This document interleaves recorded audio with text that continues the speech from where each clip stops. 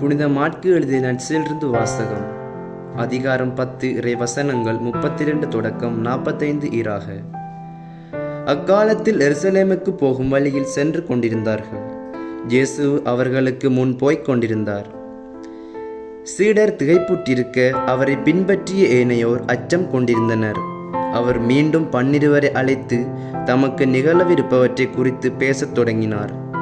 அவர், இப்பொழுது தாம் எருசலேமுக்கு செல்கின்றோம். மானிட மகன் தலைமை குருக்களிடம் மறைநூல் அறிஞர்களிடமும் ஒப்புவிக்கப்படுவார். அவர்கள் அவருக்கு மரண தண்டனை விதித்து அவரை பிற இனத்தவரிடம் ஒப்புவிப்பார்கள்.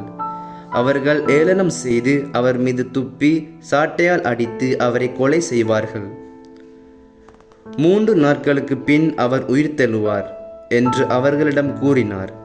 செபதேயுவின் மக்கள் யாக்கோபும் யோவானும் அவரை அணுகிச் சென்று அவரிடம், போதகரே, நாங்கள் கேட்பதை நீர் எங்களுக்கு செய்ய வேண்டும் என விரும்புகிறோம் என்றார்கள்.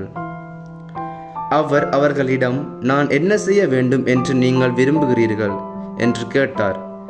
அவர்கள் அவரை நோக்கி, நீர் அரியணையில் இருக்கும் போது எங்களுக்குள் ஒருவர் உமது வலப்புறமும் இன்னொருவர் உமது இடப்புறமும் அமர்ந்து கொள்ள எங்களுக்கு அருளும் என்று வேண்டினார்.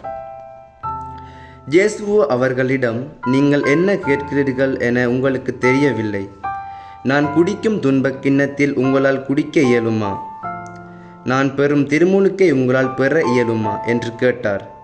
அவர்கள் அவரிடம் இயலும் என்று சொல்ல இயேசு அவர்களை நோக்கி, நான் குடிக்கும் கிண்ணத்தில் நீங்கள் குடிப்பீர்கள், நான் பெறும் திருமுழுக்கையும் நீங்கள் பெறுவீர்கள்.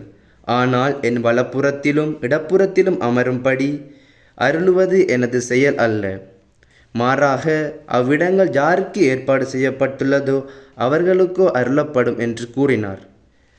இதை கேட்டுக்கொண்டிருந்த 10 பேரும் யாக்கோபு மீதும் யோவான் மீதும் கோபம் கொள்ளத் தொடங்கினர். இயேசு அவர்களை வரவழைத்து அவர்களிடம், பிற இனத்தவருடைய தலைவர்கள் என கருதப்படுகிறவர்கள் மக்களை அடக்கி ஆளுகிறார்கள். அவர்களுள் பெரியவர்கள் அவர்கள் மீது தங்கள் அதிகாரத்தை காட்டுகிறார்கள். ஆனால் உங்களிடையே அப்படி இருக்கக்கூடாது.